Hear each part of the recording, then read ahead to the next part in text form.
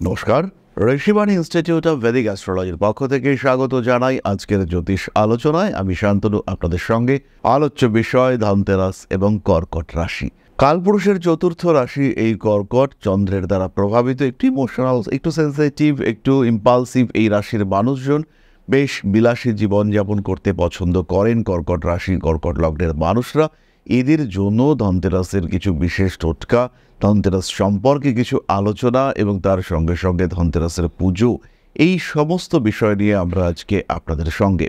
অন্যান্যবার আমরা ধনতেরাস সম্পর্কিত একটি ছোট্ট ভিডিও করি, কিন্তু এবার ধনতেরাসের গল্প কিন্তু আলাদা। ধনতেরাসের দিন 18ই অক্টোবর দেবগুরু বৃহস্পতি তিনি তার তুঙ্গক্ষেত্র প্রাপ্ত হচ্ছেন, এবং সেটা কোথায়? সেটা কর্কট রাশিতেই। দেবগুরু বৃহস্পতি প্রায় 12 বছর পর কর্কট রাশিতে প্রবেশ করছেন, এবং দেবগুরুর এই কর্কট রাশিতে অবস্থানকালে পরিবর্তন আসবে কর্কটের। জীবনের বাধা বিপত্তি, সমস্যা ইত্যাদির থেকে বেরিয়ে আসবার জন্য সমাধান সূত্র খুঁজে পাবেন কর্কট রাশি বা কর্কট লগ্নের মানুষরা। এতক্ষণ শোনার পরে মনের মধ্যে অবশ্যই প্রশ্ন জাগবে, কি এই ধনতেরাস? কেন এই ধনতেরাস? আর কিভাবে এই ধনতেরাস? তাহলে কি এই ধনতেরাস? এই বিষয়টিতে আসি। রয়েছে অনেক পৌরাণিক কাহিনী, তার মধ্যে কয়েকটি বেশ প্রচলিত।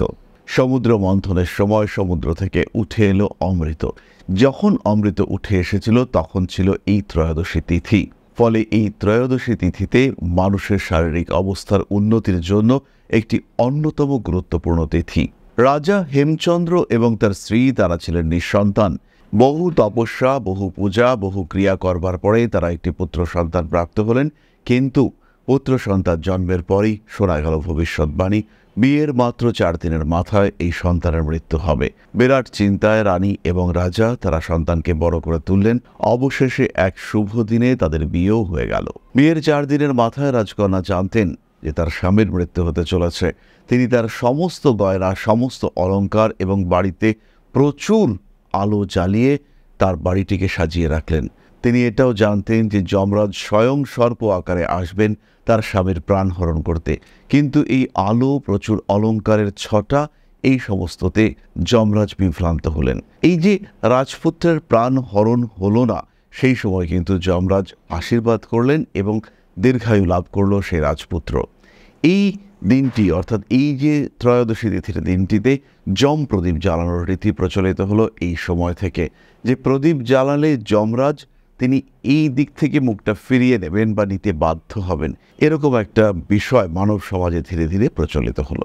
পরবর্তীকালে প্রাচীন ভারতীয় সভ্যতায় ধন্বন্তরী চিকিৎসকদের মধ্যে অন্যতম শ্রেষ্ঠ একজন।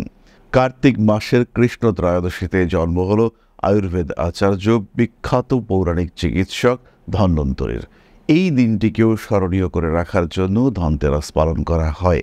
যাই হোক না কেন, পুরাণ থেকে এবার আমরা বাস্তবে চলে আসি। ধনতেরাসের দিন বৃহস্পতি তুঙ্গ হচ্ছেন, কর্কট রাশির লক্ষ্মী লাভের সম্ভাবনা রয়েছে।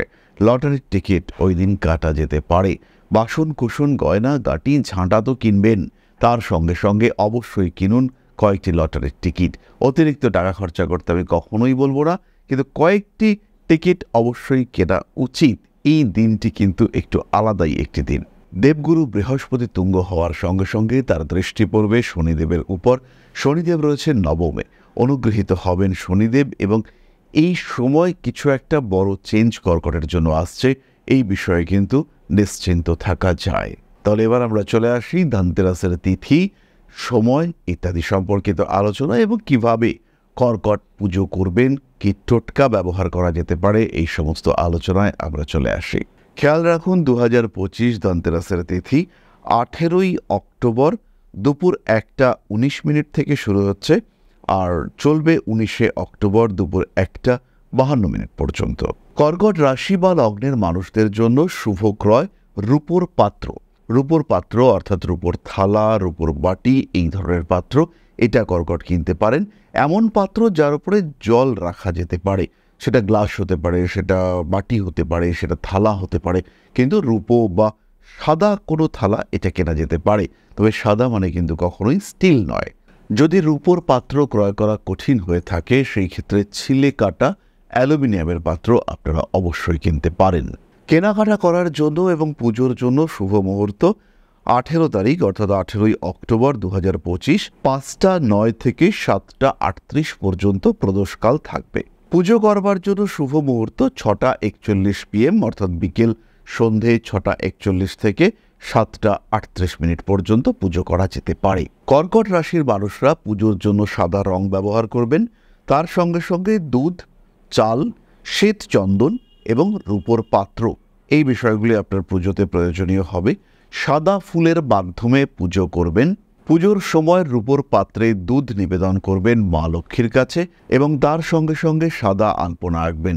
ব্যবহার করবেন চালের গুঁড়ো অথবা খড়ি মাটি। চালের গুঁড়োর ব্যবহার কিন্তু অনেক বেশি শুভ।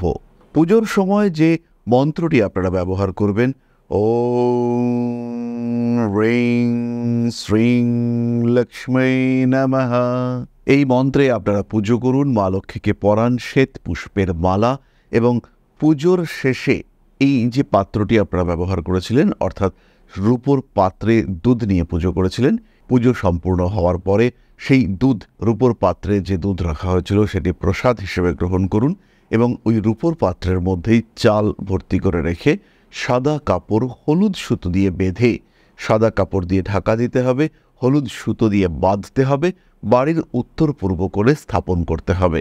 বেড়ে উঠবে পরিবারের শান্তি, সম্পদ এবং সমৃদ্ধি। দিনটা অসাধারণ। 12 বছর পরে এমন একটা দিন আপনারা পাচ্ছেন। আর আগামী কোনো দিন, ধনতেরাসের দিন বা এই ত্রয়োদশীর দিনে বৃহস্পতি তুঙ্গ হবে কিনা এই বিষয়ে কিন্তু যথেষ্ট সংশয় আছে। আমাদের জীবদ্দশায় হবে কিনা সেই বিষয়ে কিন্তু অবশ্যই সংশয় আছে। তাই এই দিনটিকে ব্যবহার করতে হবে, এই দিনটির শুভত্বকে ব্যবহার করতে হবে এবং দিনটিকে বেশ ভালোভাবে ব্যবহার করতে হবে। এই যে সহজ সরল টোটকা বা পুজো পদ্ধতি আমরা বললাম, এর মাধ্যমে, জপের মাধ্যমে নিজেদেরকে এনার্জাইজ করে তুলতে হবে। খেয়াল রাখবেন, শব্দই ব্রহ্ম এবং শব্দের মাধ্যমে আপনি বহু প্রাপ্তি সাধন করতে পারেন। শব্দের মাধ্যমে, জপের মাধ্যমে, ইষ্টমন্ত্র জপের মাধ্যমে আপনার জীবনের সমস্ত বাধা, বিপত্তি, সমস্যা, অশান্তি এগুলোকে আপনি কাটিয়ে উঠতে পারেন। এরপর আমি আপনাদের সঙ্গে একটা টোটকা শেয়ার করব। এই টোটকাটা যে খুব সহজ তা কিন্তু নয়। এই টোটকাটি করবার জন্য আপনাকে 8টি পান জোগাড় করতে হবে। সাধারণ পান, তার মধ্যে থাকবে কর্পূর, কেশর, ঘি, মধু এবং চিনি। কি থাকবে? কর্পূর, কেশর, ঘি, মধু এবং চিনি। 8টি পানকে খুব ভালো করে সাজিয়ে খিলি করে লবঙ্গ দিয়ে বিদ্ধ করতে হবে।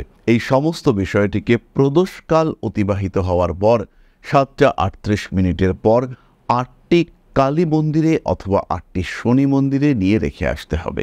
শনিদেব এই সময় আপনার নবমভাবে অবস্থান করে রয়েছেন, তার উপর দেবগুরু বৃহস্পতির দৃষ্টি রয়েছে। তাই এই 8টি পান আপনি যখন শনি মন্দির বা কালী মন্দিরে স্থাপন করে আসবেন, তখন সেটা আপনার জন্য অত্যন্ত শুভদায়ক প্রতিষ্ঠিত হবে এবং আপনার জীবনে সমৃদ্ধি আসবে। আপনার যে ইচ্ছে, আকাঙ্ক্ষাগুলো রয়েছে সেগুলো ধীরে ধীরে পূর্ণ হতে দেখতে পাওয়া যাবে। এবং এই যে 8টি পান আপনি রেখে আসছেন, এই সময় আপনি 8টি মনস্কামনা 8টি মন্দিরে করে আসুন। সেই মনস্কামনাগুলি ধীরে ধীরে পূর্ণ হতে দেখতে পাওয়া যাবে। নিশ্চিন্তে, নির্দ্বিধায় ভরসা রাখতে পারেন যে ধীরে ধীরে এই মনস্কামনাগুলি পূর্ণতার দিকে এগিয়ে যাবে। তবে প্রত্যেকবারের মতো এবারও আমি আপনাদেরকে অনুরোধ করব, ঈশ্বরের কাছে যখন প্রার্থনা আমরা করি তখন সেই প্রার্থনা যেন বাস্তবিক হয়।